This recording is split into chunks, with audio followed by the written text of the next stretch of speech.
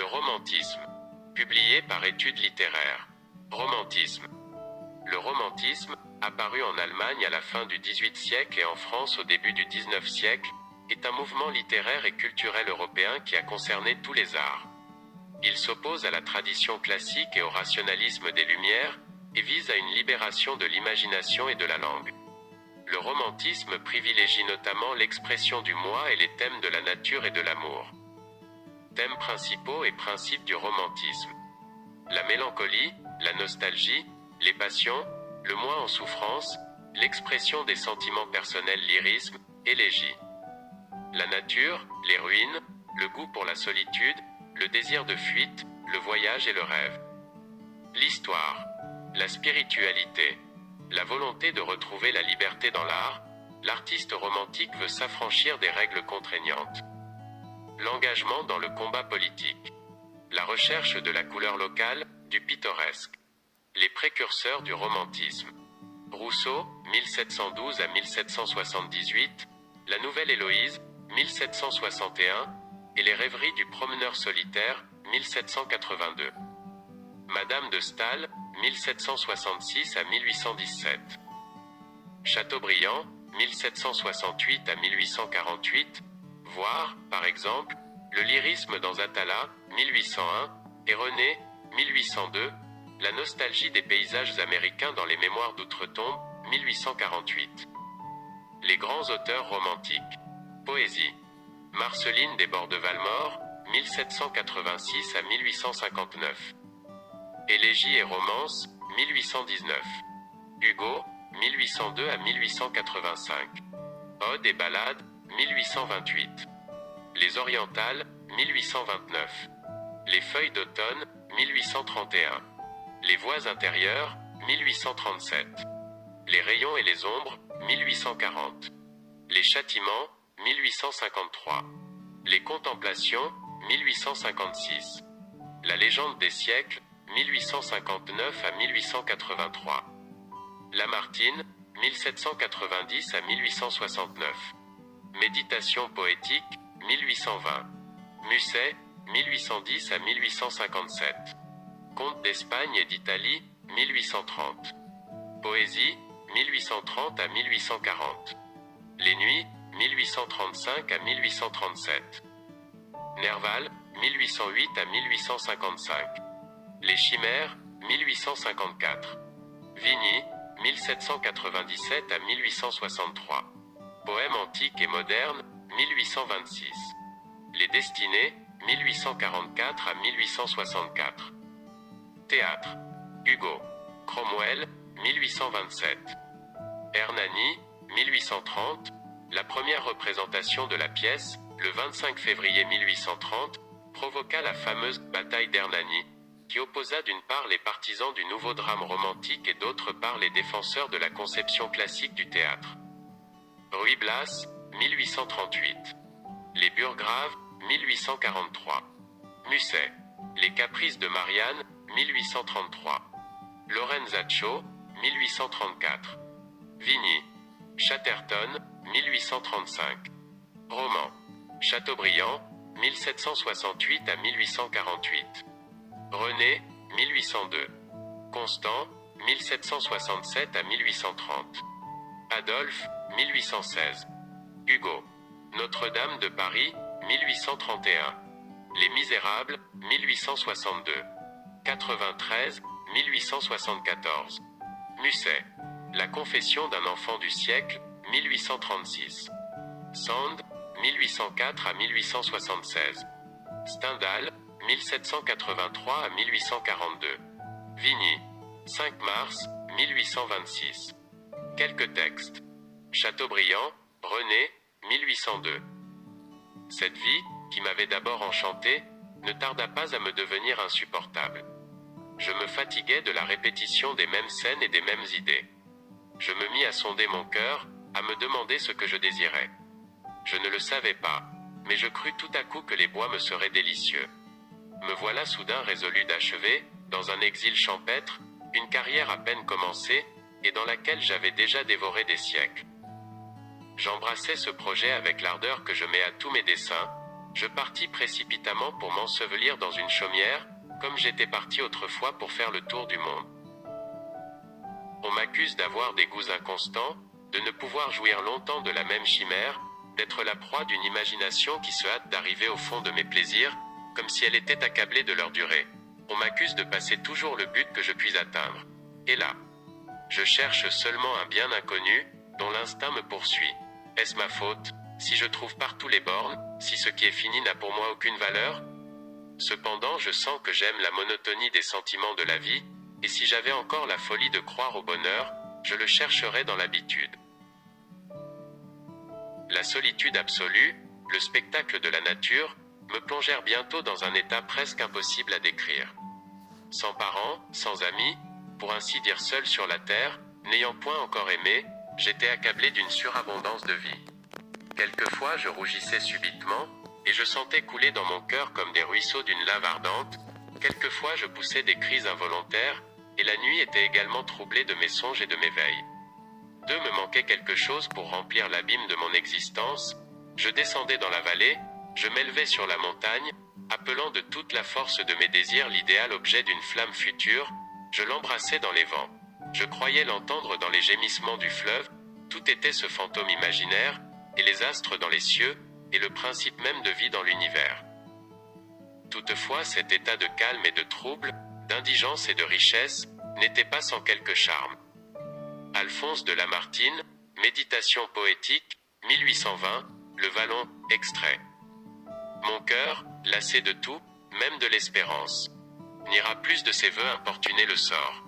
Prêtez-moi seulement, vallon de mon enfance, un asile d'un jour pour attendre la mort. Voici les 3 sentiers de l'obscure vallée. Du flanc de ces coteaux pendent des bois épais, qui, courbant sur mon front leur ombre entremêlée, me couvrent tout entier de silence et de paix. Là, 2 ruisseaux cachés sous des ponts de verdure tracent en serpentant les contours du vallon. Ils mêlent un moment leur onde et leur murmure. Et non loin de leur source ils se perdent sans nom. La source de mes jours comme eux s'est écoulée.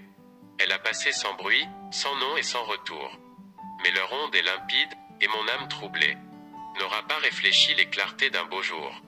Victor Hugo, préface de Cromwell, 1827. Mettons le marteau dans les théories, les poétiques et les systèmes. Jetons bas ce vieux plâtrage qui masque la façade de l'art. Il n'y a ni règle, ni modèle.